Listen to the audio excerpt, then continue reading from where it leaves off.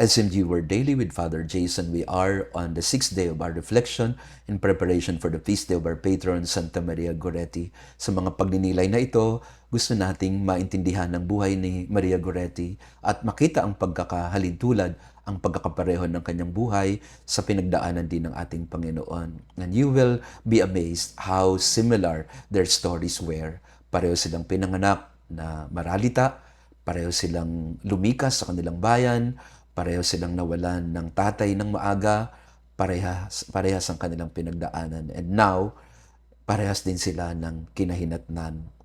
If Jesus died on the cross, Maria Goretti died because of 14 stab wounds.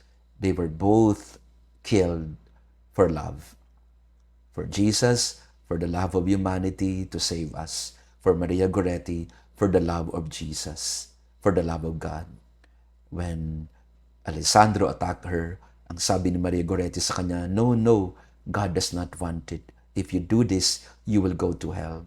God does not want this." Malinaw sa batang ito kahit na sa dulo ng kanyang buhay, ayaw niya na tumalikod sa kalooban ng Diyos. That was the same case with the Lord. It was out of obedience and love of God. The same thing with Maria Goretti. Tingnan natin yung mga huling sandali ni Maria Goretti from this book of Giovanni Alberti, Marietta. Marietta was in the house carrying out her usual duties. Through the open windows of the kitchen, the muffled noises of the thresher reached her. After a short afternoon pause, before taking his place again on the thresher, Alessandro asked Mama Asunta to mend his shirt. "Marietta," said the mother, "hear what Alessandro wants." Kailangan maintindihan natin ang background nito. Nung namatay si Luigi, yung naging master of the house ay yung pamilya Serenelli. Walang magawa ang Goretti family dahil wala silang laban. So inuutos-utusan lang sila ng pamilyang ito. In fact, Asunta, the mother, and Marietta, both of them suffered abuse from the father of Alessandro and Alessandro himself. Bago ang July 5, several times, mga ilang beses na pinagtangkaan ni Alessandro si Maria. Ngunit hindi siya pumapayag. But that day, it was different. Despite the heat, the treasure of Alessandro, ang Angelo, kapatid ni Maria, turned and turned again, while the younger ones and Mama Asunta arranged the beans. So busy-busy yung lugar nung araw na iyon, July 5. Suddenly, Alessandro went down from the treasure, asked Mama Asunta to take his place, mumbling an excuse, said goodbye to his father, and ran up the stairs of the house. 18 steep steps taken with impudence, he passed in front of Marietta and went towards the storeroom. I took a sharp punch, isang kutsilyo, which Luigi Goretti had brought from the march to sew the brooms, and I left it on the right-hand external corner of the cover of a tank. May plano na talaga si Alessandro. Tinago niya yung kutsilyo.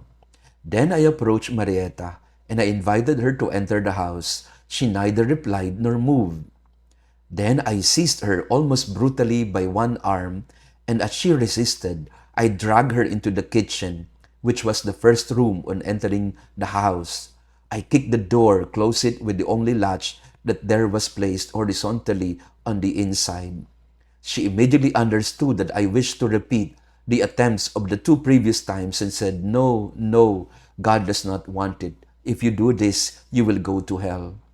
Then seeing that she did not intend to comply with this brutal wish, I became furious and taking the pointed punch, hindi talaga kutsilyo parang ice pick, I began to strike her on the stomach as one crushes corn.